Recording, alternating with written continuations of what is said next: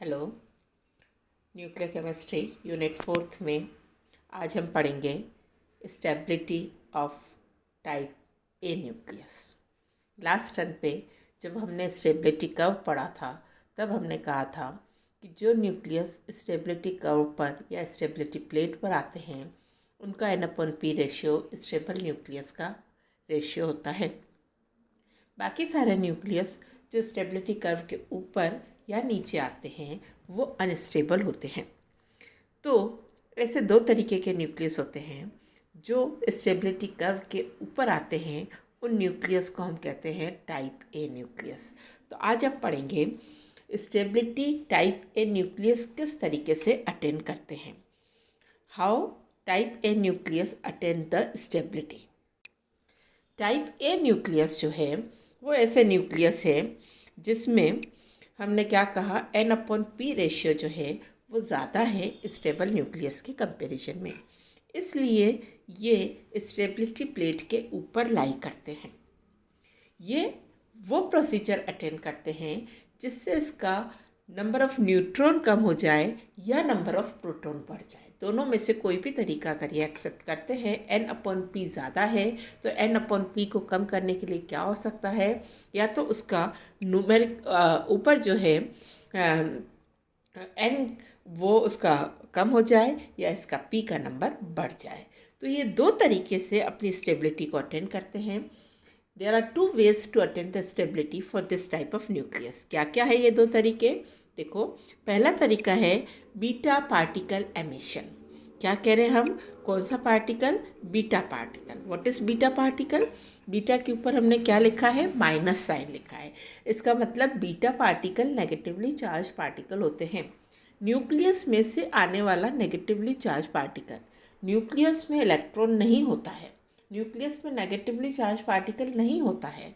Neutron जो होता है वो न्यूट्रल होता है और प्रोटॉन जो होता है वो प्लस चार्ज वाला होता है। लेकिन ये पार्टिकल जो न्यूक्लियस के अंदर से आ रहा है इसके ऊपर माइनस चार्ज है। तो ये पार्टिकल कैसे बनता है? ये पार्टिकल न्यूक्लियस के अंदर एक रिएक्शन से बनता है। वो रिएक्शन क्या है कि एक न्यूट्रॉन कन्वर्ट होता है एक प्रोटॉन में, एक इलेक्ट्रॉन में, और साथ में एक न्यूट्रिनो निकलता है। ठीक है, एक न्यूट्रॉन जिसके ऊपर न्यूट्रल चार्ज था, इसका एक +1 चार्ज हो गया, एक -1 चार्ज हो गया, यानी उसका चार्ज 0 मेंटेन हो गया, बैलेंस ऑफ चार्ज हो गया। इसका मास 1 था, प्रोटॉन का मास 1 हो गया, और बीटा पार्टिकल का कोई मास नहीं होता है। तो बीटा पार्टिकल न्यूक्लियस के अंदर एक रिएक्शन से बनता है जिसमें एक न्यूट्रॉन एक प्रोटॉन में कन्वर्ट होता है, एक बीटा पार्टिकल बनता है। बीटा पार्टिकल के ऊपर माइनस चार्ज होता है, उसका कोई मास नहीं होता है। साथ में इस रिएक्शन में एक न्यूट्रिनो निकलता है। इस न्यूट्रिनो का ना कोई चार्ज होता है ना कोई मास होता है, ये केवल स्पिन को बैलेंस करने के लिए बाहर निकलता है। इसके ऊपर कोई आवेश नहीं होता है, इसका कोई द्रव्यमान नहीं होता है, ये केवल चक्रण को संतुलित करने के लिए बाहर निकलता है। तो इसमें आपने क्या देखा कि एक न्यूट्रॉन कम हो गया और एक प्रोटॉन बढ़ गया।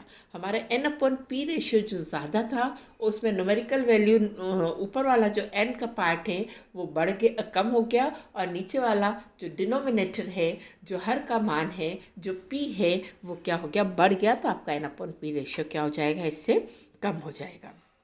क्या देखा हमने? हम यहाँ क्या कह रहे हैं? हम इसको क्लियरली यहाँ पर जो बात कहना चाहते हैं, हमने क्या कहा? हमने कहा इसका N कम हो गया, इसका P बढ़ गया, तो इसका रिजल्ट क्या हुआ कि N/P का मान कम हो गया। इसका एग्जाम्पल हम लेके देखेंगे। पहला एग्जाम्पल इसका हमने यहाँ पर लिया है, कार्बन C जो है 614।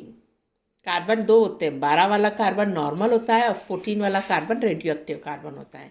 तो हम यहाँ किसकी बात कर रहे हैं? हम रेडियो एक्टिव कार्बन की बात कर रहे हैं जिसका नंबर ऑफ़ प्रोटॉन 6 है और नंबर ऑफ़ न्यूट्रॉन उसके पास कितना हो गया? 8। 14 - 6 कितना हो गया उसके पास? 8। तो N/P रेशियो क्या हो गया इसका? 8/6 हो गया। इसका N/P ratio greater than stability curve है। ये अपने में से एक बीटा पार्टिकल का एमिशन करता है। एक न्यूट्रॉन एक प्रोटॉन में कन्वर्ट होता है। देखो, एक न्यूट्रॉन अगर एक प्रोटॉन में कन्वर्ट होता है तो ए का मान जो होता है वो सेम रहता है। ठीक है।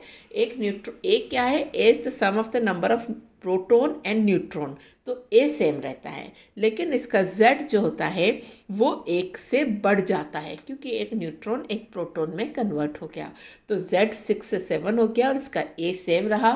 6 कार्बन है और 7 नाइट्रोजन है, तो कार्बन किस में कन्वर्ट हो गया, नाइट्रोजन में कन्वर्ट हो गया, साथ में एक बीटा पार्टिकल निकला और एक न्यूट्रिनो निकला। आप यहाँ देख रहे हो, यहाँ हमने क्लियरली लिखा है कि 8/6 न्यूट्रॉन प्रोटॉन रेशियो से 7/7 हो गया। ग्रेटर देन 1 था तो 1 आ गया, स्टेबिलिटी प्लेट पर आ गया। कार्बन रेडियो एक्टिव है, अनस्टेबल है, अपने आप बीटा पार्टिकल निकालता है, नाइट्रोजन में कन्वर्ट होता है, जो स्टेबल है, जो स्टेबिलिटी प्लेट पर आ जाता है और रेडिएशन रुक जाता है। ऑलराइट, ये पहला एग्जाम्पल था हमारा। हम यहाँ दूसरा एग्जाम्पल डिस्कस करेंगे। एल्यूमिनियम में क्या कह रहे हैं, 13 किस में कन्वर्ट हो गया, 14 में। हमेशा ध्यान रखना है आपको, जब भी आप बीटा पार्टिकल का एमिशन करोगे तो उसका ए सेम रखोगे और उसका जेड एक से बढ़ेगा। जब भी बीटा पार्टिकल निकलेगा, एक बीटा पार्टिकल के निकलने के साथ साथ Z increase by 1 and A remains the same.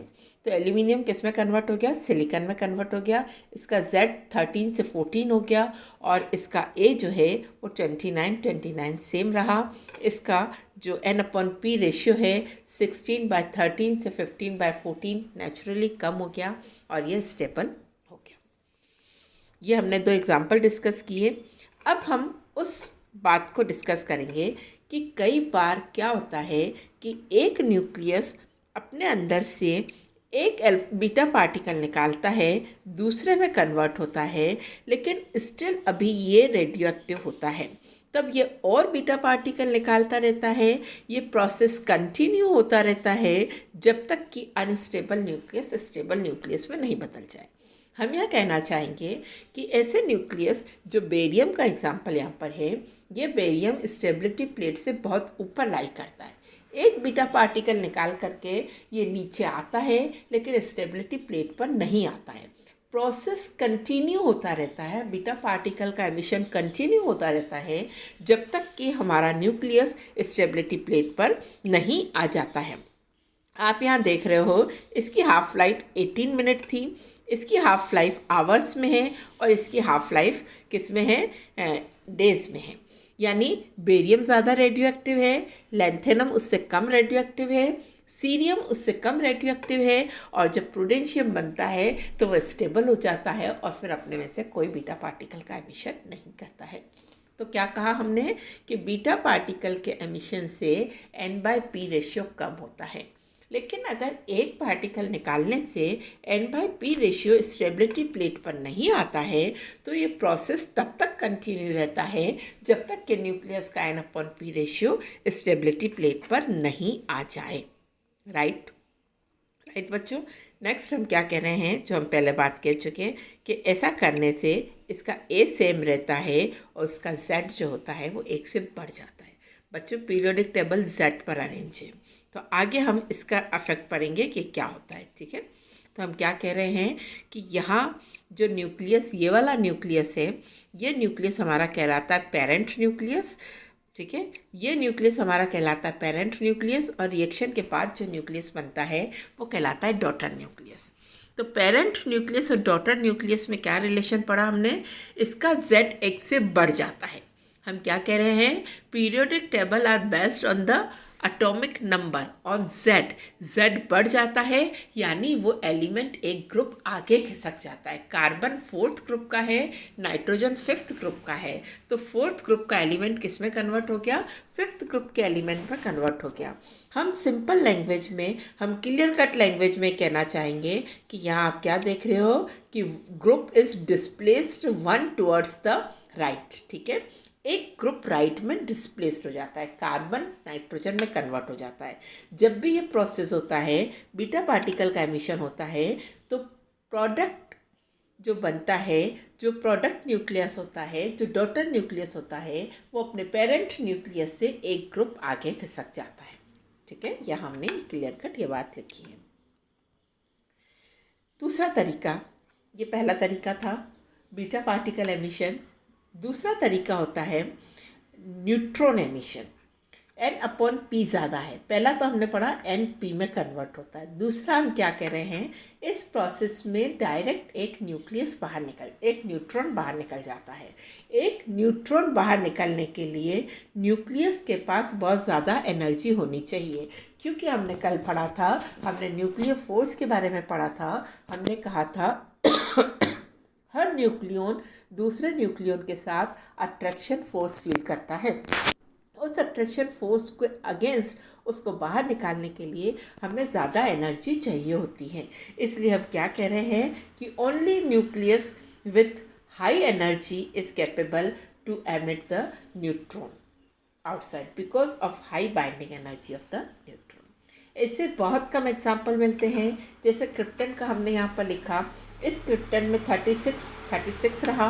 जब भी न्यूट्रॉन का एमिशन होता है तो Z यानी नंबर ऑफ प्रोटॉन पर कोई इफेक्ट नहीं पड़ा, इसलिए उसका Z 36 का 36 रहा।